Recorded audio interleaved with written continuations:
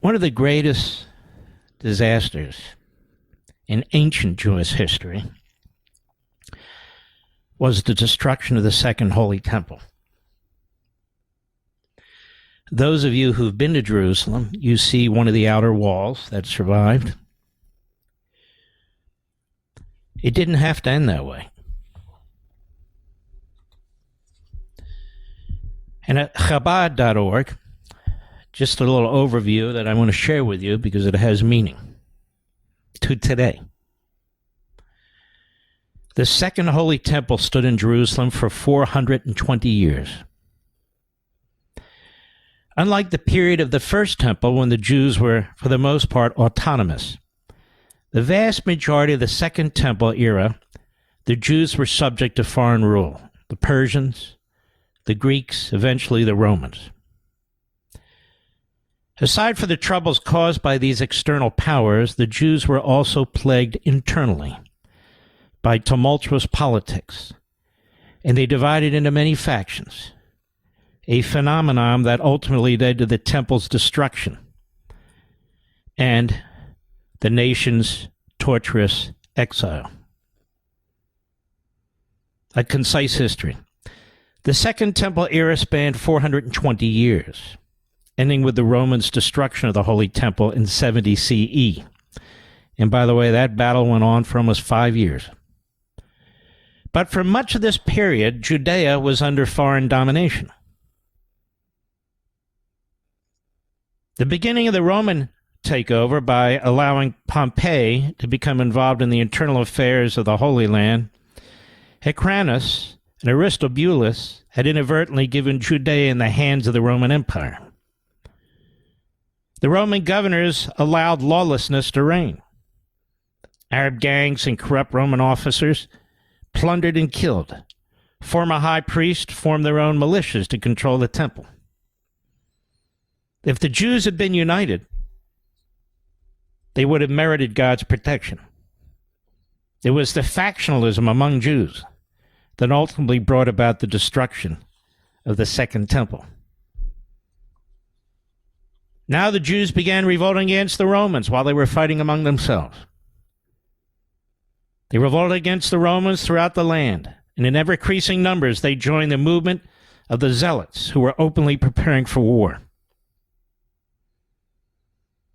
Bar Kokhba stood up, brushed the dust from his clothing, and said to himself, since the rabbis were present at the feast and did not stop him, this shows they agreed with him.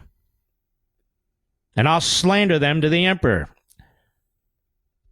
Rabbi Yochanan ben Zakkai wisely foresaw that Jerusalem was doomed and understood the need to transplant the center of Torah scholarship to another location. The extremists pretending to be Jews coming to offer sacrifices also entered.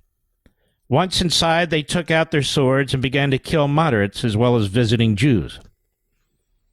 Now finally, all the factions in Jerusalem had no choice but to work together and fight their common enemy. But the outnumbered Jewish defenders, they fought with great courage. But it was too late. The best of friends would snatch food from one another. The Talmud recounts the sorry tale of a woman who killed and consumed her own baby.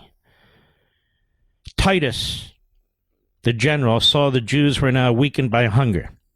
Yet his soldiers cut down all the trees in a 13-mile swath around Jerusalem in order to build a new rampart for their assault, and they also built them to build miles and miles and miles of crosses,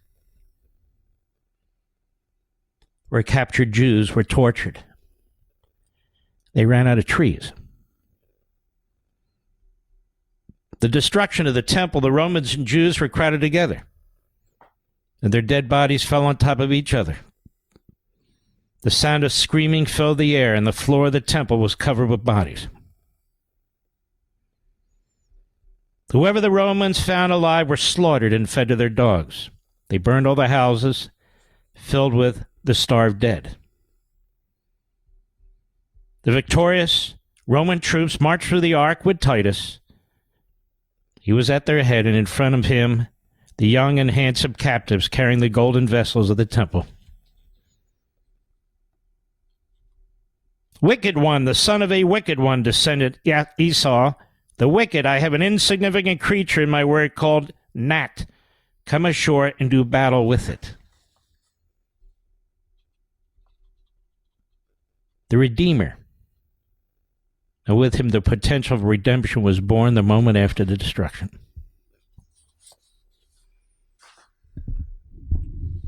The second temple fell because the Jews were killing each other, fighting with each other.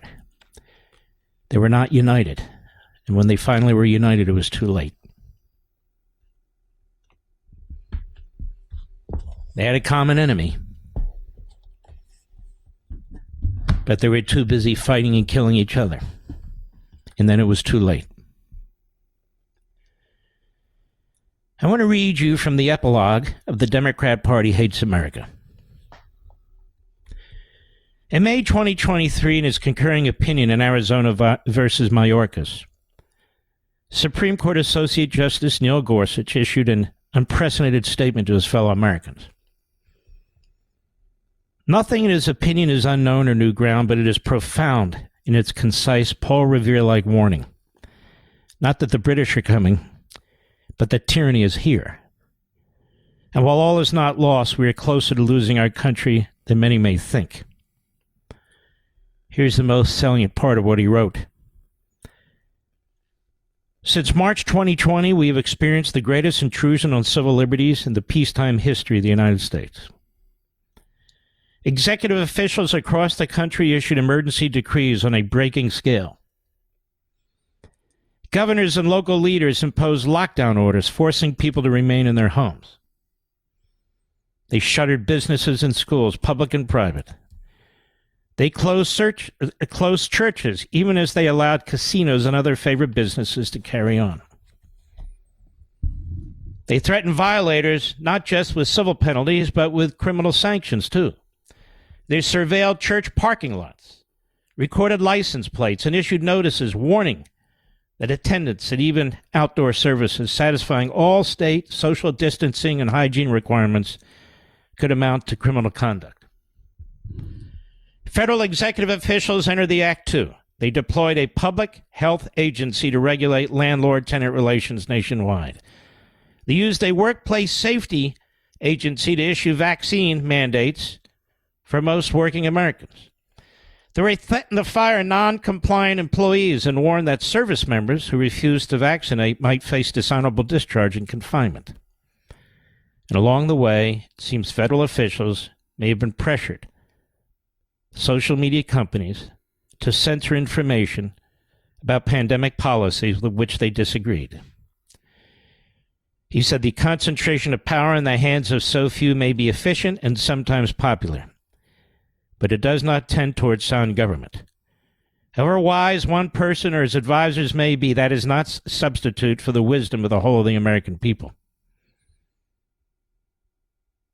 Decisions made by a few often yield unintended consequences that may be avoided when more are consulted.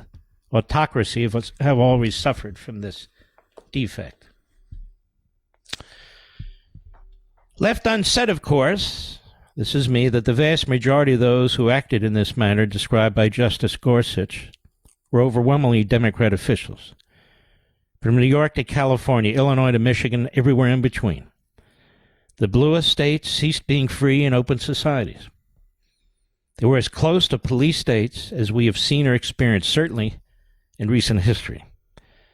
Democrat Party officials, in particular, demonstrated a lust and frenzy for seizing and experienced power, issuing fiats that previously seemed unimaginable. Many Americans lost their lives who need not have, and died without family and friends around them. And at the federal level, the keys to the government were effectively handed to longtime medical and healthcare bureaucrats who rejected most information that did not comport with their narrative, or it came from sources outside their circle of sycophants, although they were welcoming of self-serving and politicized advice from the likes of the teachers' unions. Although memories tend to be short, let us hope they are not so short as to forget what was done to the country. It is one thing when politicians seek the input of experts as part of the decision-making process, particularly when the issues are atypical or require a certain degree of speciality, as the COVID-19 virus surely did. But that's not what happened broadly. Moreover, the level of corporate and social media participation in censoring and dismissing competing medical and scientific opinions and demeaning the highly regarded professionals who attempted to voice them, as well as lockstep acceptance of the integrity and soundness of virtually every edict issued by the few self-appointed medical masterminds at the top of the D.C. bureaucratic ladder, underscores the extent to which America lacks a free press. It is proselytizing for the Democrat Party and the party's agenda, makes its supposed independence from Democrat-run administrations and the administrative state impossible and preposterous. For this, the country pays an enormous price in liberty and a functioning constitutional republic. Unlike the Republican Party, the Democrat Party is more than a political party. It is the state party. It seeks to monopolize the political system, the culture, the government, and society. And while the Republican Party exists to try to win elections, the Democrat Party plays for keeps. That is, election defeats can never be allowed to interfere with the ideological trajectory the party imposes on the nation. And when the Democrat Party wins elections, it continues building upon the permanent parts of the government infrastructure it firmly controls. Thus, the Democrat Party single-handedly builds permanent centers of power, including in the vast federal bureaucracy, subsidized non-government organizations, lifetime activist judges, tenured professors and teachers, party members in the media, etc. The Democrat Party uses the culture and politics to empower itself and its agenda, and Democrats have no intention of surrendering control of either. Consequently, when the Democrat Party wins elections, it claims broad mandates. When it loses elections, it ignores the popular will of the people and turns to the permanent government and its cultural surrogates to sabotage Republicans and push forward with their American Marxist agenda. Consequently, over time, it becomes increasingly difficult to reverse the Democrat Party's political and cultural damage. Conversely, the Republican establishment is mostly flat-footed. Of course, the Republican Party does not exist to fundamentally transform America. However, when it refuses to acknowledge or take effective, affirmative, and proactive steps to counter the Democrat Party's agenda and the forces of American Marxism, and in too many cases acquiesces and contributes to them, the Republican Party fails in its most important mission, to defend the American people from a Democrat Party that literally hates the country and is destroying it from within. And unlike the Democrat Party, the Republican establishment would rather betray its own base, conservatives, and try to marginalize it than battle the Democrat Party, preferring to make appeals to the Democrat Party media and demonstrate their bipartisan common sense in pursuit of temporary political power and positive media coverage. Senate Republican leader Mitch McConnell, the likes of Mitt Romney, Susan Collins, Lisa Murkowski, Chris Sununu, Asa Hutchinson, and Chris Christie are but a few contemporary examples of this defeatist mindset. It is also one reason why they and Republicans like them constantly target Donald Trump, Ron DeSantis, Ted Cruz, Mike Lee, and others who understand the nature of the threat and are willing to confront it. It takes uncommon fortitude, principles, and foresight to recognize and engage the Democrat Party, its surrogates, and American Marxist movements. And it goes on. But mark these eight, they had uncommon fortitude. No, they didn't. They're saboteurs. The House Republicans, with the tiniest of majorities, have been making very good progress. Very good progress. Those eight teamed up with the Democrat Party and destroyed it.